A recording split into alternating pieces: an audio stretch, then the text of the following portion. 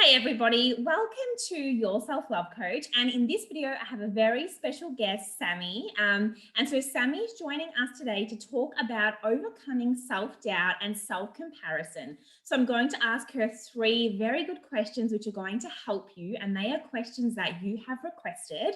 And so welcome here today, Sammy, and thank you for joining us. Hi, yeah, thanks so much for having me. It's very exciting. Thank you.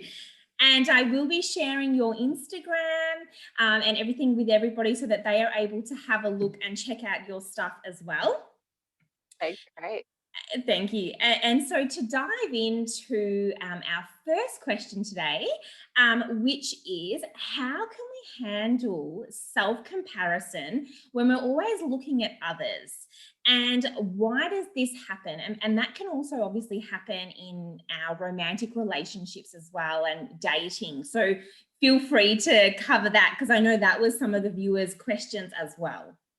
Yeah, it's a really great question.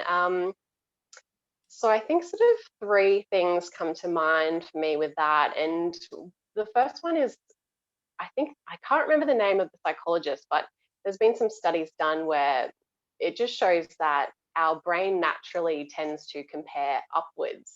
So, like if we're on social media or even, in our real life world, our Yes. brain will tend to compare and look at people who we think are doing better than us or have something that we want that we think we don't have. So it's almost just like this habit of our brain.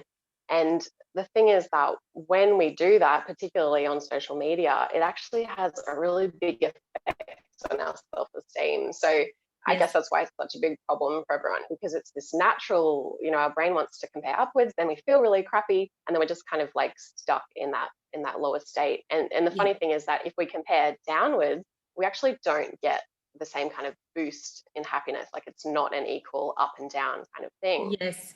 Yes. Um, so that's definitely one thing to be aware of is that naturally our brains are going to want to do that. So one way to handle that is literally particularly noticing where your triggers are. And if it is a social media trigger for you, to just try and actually limit your time on social media or to be very intentional of like, why am Yes. I going on here? Am I looking for inspiration or am I just trying to relax? So I'm scrolling and it's like, Yeah.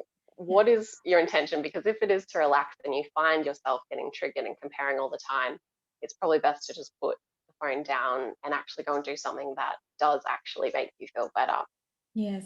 I think often we look at people as well, and it's just about how we perceive it, but we don't really even see the reality behind it. We're only seeing the best. And so when we're looking at that, it's almost a bit of this like self-sabotage, would you say, when we're doing that? And even in that relationships part too, it's like sabotaging yourself, you're worthy of love or comparing and going, maybe somebody, has this more than me or they're better than me, and it's really hard on the actual self.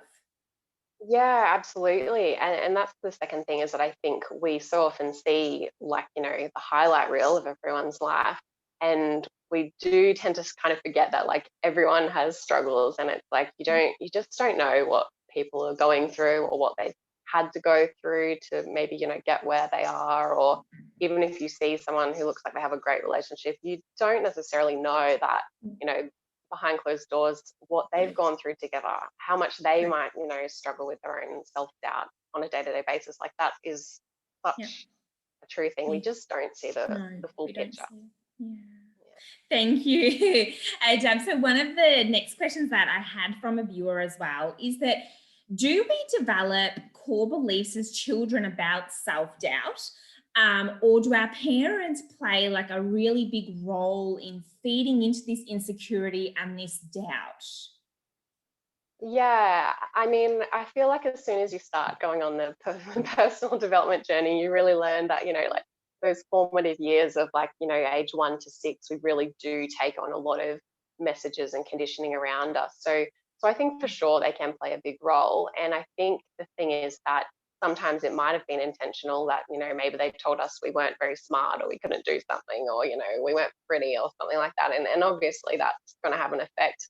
And I think the other thing is it can be really unintentional. It could be a really innocent comment of like, oh no, like Yeah. you're a bit too little, like you can't do that. And it's not meaning to like make us feel like we can't do something. But when we're that little, we can take that on and make that mean that, I'm not good enough, or I'm not Yeah. capable, or something like that. So for sure, it can play a big role. And I think the important thing is to look back without blame, but to kind of, you know, get an understanding for sure if there's parts of your life where you struggle with self doubt a lot, to look at, where maybe could this have come from, Yes. can really help you to unravel those beliefs, because, Yeah. now you're an adult and you've got a lot more knowledge and experience. You can kind of look at that and go, okay, I get that.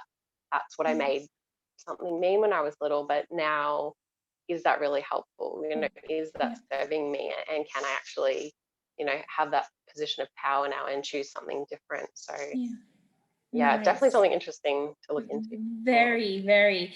And I like how you pointed out about looking back and looking at where that comes from, but without the blame. That's really great advice. Just generally looking back to go, where can I help myself or improve, but without looking to get back at somebody else, or say, you put me in this position. So, yes. Um, and so the last question that I have for you today is, when we are in an actual moment, and that could be anywhere, like whether we're with friends or on a date or wherever it is, and we have moments of that self comparison, whether we see somebody that we feel is looking really wonderful and we almost envy that, or whatever it is, we feel that maybe a partner or a friend, or doesn't think as highly of us. What can we do? Like, is there any strategies in those actual moments when we're doing that comparison that we can do to try and stop that in the moment? Because often that really leads down to feeling awful and can ruin, say, an evening or a day or whatever it is that you're doing.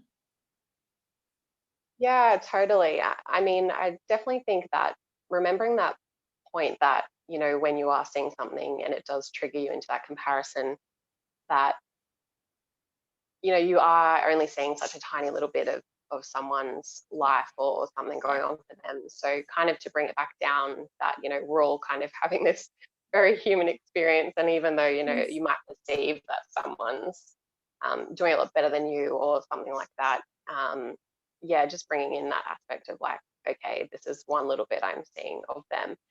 And to speak to the point of, like when, if you're feeling like, I suppose, yeah, someone has something that you want, or like you don't feel like that's a part of you. And yeah, you might think that, oh, your partner thinks Yes. more highly of Yes. someone else.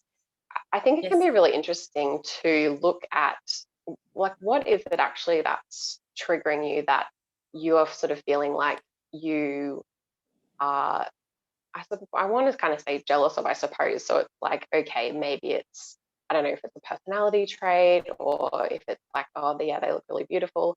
And it's like, well, what is that kind of mirroring to you, that you're denying something about yourself?